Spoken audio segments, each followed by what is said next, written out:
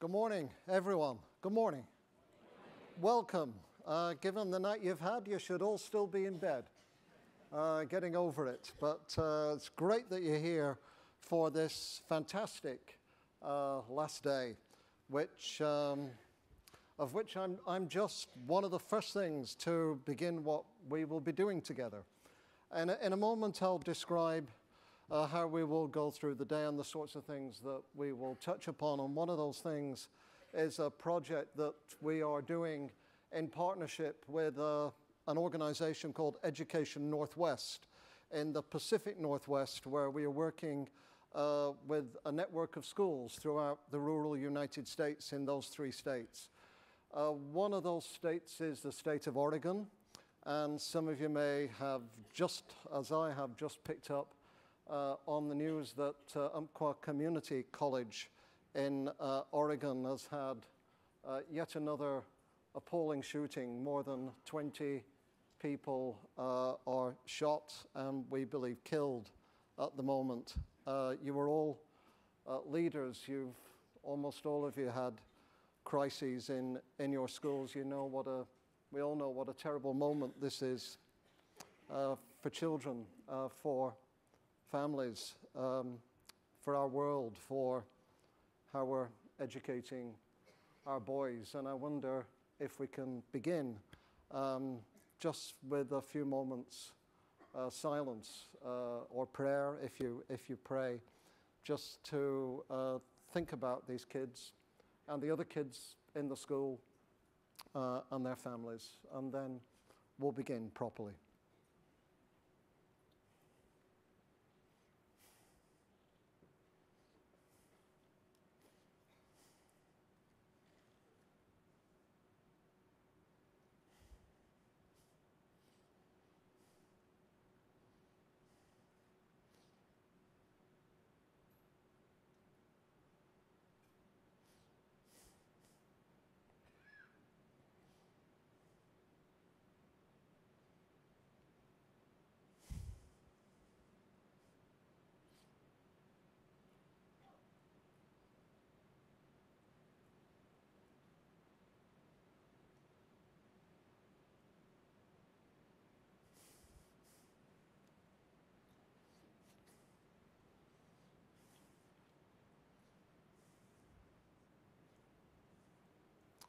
Thank you so much for that. That was very gracious and thoughtful and dignified. I want to thank Jim Waterston and Asha Murthy and Tony Mackay, for inviting me back yet again to spend some time with you to think about leadership and change. I've seen many old faces who are familiar to me and a few new faces as well. We're going to talk about 4 things this morning. We're going to say and explore, first of all, that improvement is important. Innovation is important. But the most important thing is importance. The importance of what we do. The importance of what we teach, how we teach it, why we teach it. So we're going to talk about importance. That's the first thing. The second thing is, as we address what's important, every single minute counts. Every single minute counts. None can be wasted. We play to the last minute. We teach to the last second. Every minute counts. The third is, when we do this, we have to stand together. We have to do this as a community, not individually. Standing together makes us stand stronger. It makes us stand taller. And it makes what we do more enjoyable and effective as we do it as well. And every so often as we do that, we also need to stand back and let the other people take the lead and create a platform for them to be able to do it. Not a pipeline through which we push things, but platforms so that people can do changes themselves. Somebody said to me recently, very recently, they said, they must have looked at me and seen my advancing years. And he said, You know, the classes you will always remember will be your first classes and your last classes. Think about that. The classes you will always remember will be your first classes and your last classes. If you've got a couple of years to go to retirement, if you've got teachers in your school who are thinking about easing off, taking the foot off the gas, teaching the same course, cruising in, marking off the numbers on the calendar until they can move into another life afterwards. If you have anyone like that, have that conversation with them. The classes they will most remember will be their first and their last. I'm into my last classes. I'm not about to drop dead on the stage, don't worry. But I'm at a kind of age now where I know certainly within my institution, I may be there 2 years, I may be there 7 or 8 years. But I'm into the period of my last classes, and I could cruise and drift and repeat, or I can challenge myself. I can try to take on new things, to try and teach in ways I've never done before. 3 years ago, I was writing all my books by yellow paper on hand. On yellow paper, by hand. Pretty much all of them. I got a lot of repetitive strain through doing it, but on yellow paper. And as a critic of technology and the use of technology in schools, about 2.5 years ago, I had a thought, if I'm so critical of it, perhaps I should try it. Perhaps I should try it before I dismiss it. So I thought, if I'm going to try it, I'm going to do it properly. And I'm going to do it well. I'm not going to half do it, I'm going to fully do it. So we've blogged, we've tweeted, we've had people Skype in, we've used Google Docs, we've done all kinds of things as classes. So here's the good news and the bad news. This year, one of my classes successfully nominated me for the Boston College Excellence in Teaching with Technology Award. I think pity was their criterion, or I think they were using a measure in relation to past performance rather than a standard. But that's the good news. And the bad news is, as good as that class was, the other class was just as difficult as that first class was, because as a theorist of change, I decided that I would not change everything all at once everywhere, and I would concentrate my efforts over here and not make so many changes here. And from the first moment I met with the second class, they felt like my stepchildren. And they said, before I'd open my mouth, they wished they'd gone into the other class because so much was happening in the other class. It's great when you're 64 to succeed at doing something new, and it's great to fail at doing something new. It's great to do something new and experience the intensity of learning that succeeds and learning that you still struggle with. Remember your last classes. Any class might be your last class. David Lodge, English novelist who wrote a book called Therapy, and he writes great novels. He had a little moment in it somewhere, one of his kind of middle-aged men reflections, and his life has fallen in ruins, his marriage has broken up, his job has fallen apart, his knee's not working, his health is a catastrophe. And then he has a moment of rumination and he says, what a pity it is that in life, the last moment when we have sex, we don't know it's the last moment.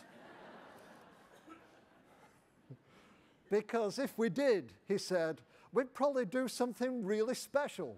You know, we'd kind of bottle of champagne, roll out the carpet, bring in the band, sort of celebrate it. This is the last moment I'm ever going to have sex, so let's make it brilliant and fantastic and epic.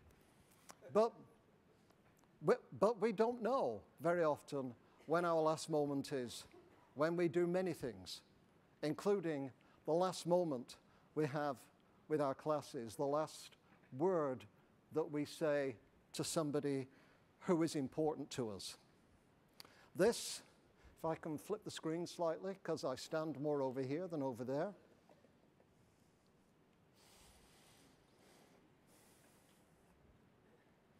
These are some of my great colleagues. There we go.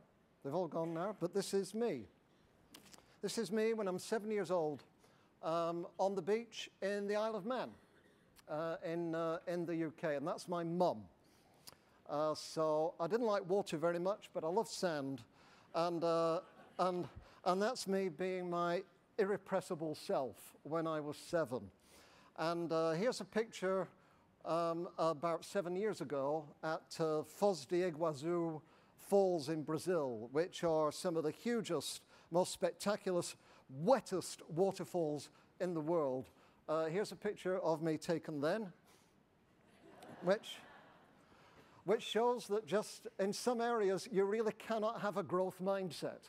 You know, some things just stay pretty much fixed forever because it's the way you are, and accept it and love it and live with it. And when I look at that, I realize that when my wife decided to marry me, I presume it was my mind she was interested in. So this is my mum. And my mum had a long life, a good life, but a hard life. She lived until 93. Here she is at 93, just under 2 years ago with my daughter and our grandson, Jackson, who you'll see a little bit later on. And this was not long before she reached her last weeks and her last days. And I went back to England to spend those last weeks with her. There were difficult weeks, but important weeks. And there was a time during about the last 9 days, she decided not to eat, not to drink. She weighed almost nothing. She took in the last days no water for more than 10 days. She had no liquids for more than 10 days. But this woman, who, by the way, used to work out by walking into town with 2 shopping bags every day and coming home with 2 full shopping bags. I think she knew all about 10,000 steps, by the way. You know, just be a working class woman and do your own shopping, and you don't need to take up a gym membership, basically. So there she was, lifting weights. And so I sat with her all this time, and she's unconscious, and you think, she's unconscious, what are the opportunities here? So the first thing was, I thought, I'll read a book, not to her, I'll just read a book that I know she loves. And it will make me feel more that I'm with her, and in some indefinable way, and I read little bits out here and there with no response, it might make her feel she's more with me. And I'm not kidding, this is the book I read. Because it's one of her favorite books and movies starring Virginia McKenna, and it's about strong women who have it hard and face adversity and have no great name or reputation or national honors, but build a life in the middle of nowhere, despite obstruction, doubt, and prejudice, with persistence and perseverance and love, all of those things. This is why my mother loved this book, and I read it to her and got no response. And then about 2 days before she died, because this is the kind of woman my mother was. She was born just after the First World War. She grew up during the Depression. She got married in World War II. She tried to raise a family during rationing and austerity. Just as they were getting going, my dad died of his 3rd heart attack at 42. She raised 3 boys, single-handed, working 3 jobs, factory work, shop work, childminding. Sometimes it brought her down. She went on welfare. She got sick for a while. She got up again. She got back in again. She carried on. How many of you have mothers like this? Yeah, see, she's not alone. There are many of these women. They're courageous women. There are no books written about them, and this is what I was thinking when, about 2 or 3 weeks, I knew this was coming. I thought, and what can I do? And what I could do is, I thought, what I can do is, I can write. I can write.